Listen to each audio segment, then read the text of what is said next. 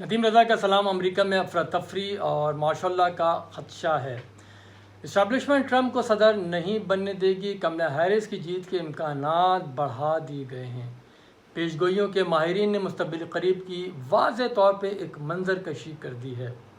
CIA، Pentagon اور white house کے سابق مشیر جم ریکارڈرز نے امریکہ کے صدارتی انتخابات سے متعلق حیران کن اور پریشان کن انکشافات کیے ہیں۔ 5 نومبر کو ہونے والے صدارتی انتخاب سے متعلق ریکارڈز نے امریکی تاریخ کی بدترین افراتفری اور برے جو حالات ہیں اس کی پیشگوئی کی ہے۔ کہتے ہیں انتخابی نتائج کے بعد 50% اسٹاک مارکیٹ کریش کر جائے گی۔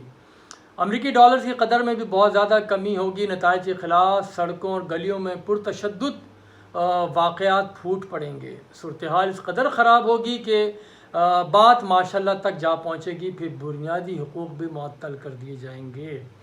تو یہی وہ چیز ہے جس کا جو امریکی انتخابی مہم چل رہی ہے، اس میں ڈونلڈ ٹرمپ بھی واضح طور پہ کہہ رہے ہیں کہ اگر میں جیت گیا، یعنی ٹرمپ جیت گیا، تو ملک کی معیشت اوپر جائے گی، بہتر ہوگی ملک کے حالات، اور اگر کملا ہیرس جیت گئیں تو معیشت تباہ برباد ہو جائے گی۔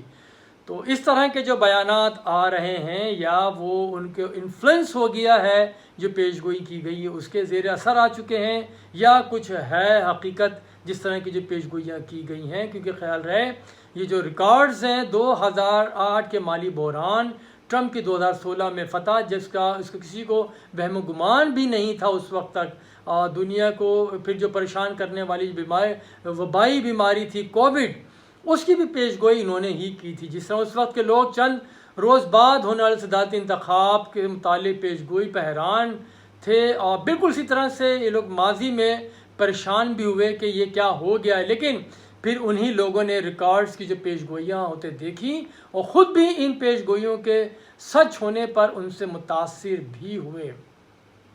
ریکارڈ جو ہیں 4 دہائیوں سے زیادہ عرصے سے عالمی مالیاتی اور فوجی اداروں کے قابل اعتماد مشیر کے طور پر خدمات انجام دیتے رہے ہیں۔ ریکارڈز کا خیال ہے کہ غیر یقینی صورتحال کی وجہ سے امریکہ معاشی اور معاشرتی بحران سے دوچار ہوگا، اور تقریباً صورتحال وہاں پہنچ رہی ہے۔ وہ کہتے ہیں کہ صدر جو بائیڈن کا دوسری مدت کے لیے انتخابی دور سے باہر نکلنا اور ان کے دور صدارت میں نسبتاً خاموش رہنے والی نائب صدر کملا ہیرس کے حق میں دستبرداری کوئی معمولی بات نہیں، اس کو ہلکا نہ لیا جائے۔ ایسے موقع پر جب تقریباً پوری ڈیموکریٹ ان سے کہہ رہی تھی کہ پارٹی کی پوزیشن بہت کمزور ہو رہی ہے اور وہ کسی اور کو انتخاب لڑنے کا موقع دیں، خود دستبردار ہو جائیں، لیکن وہ بضد تھے۔ بہرحال اسٹیبلشمنٹ کی مداخلت پر جو بائیڈن نے اپنی نائب کملا ہیرس کو اگلا صدارتی امیدوار نامزد کر دیا۔ اس اعلان کے ساتھ ہی ڈیموکریٹ کا جو گرتا ہوا گراف تھا اوپر کی جانب جانا شروع ہوا۔ فنڈ ریزنگ میں بھی کملا نے خاطر خواہ اضافہ کیا۔ امریکہ بھر کے تھنک ٹینک و تجزیہ کار کملا ہیرس کی پوزیشن کو اسی لیے مستحکم قرار دے رہے ہیں۔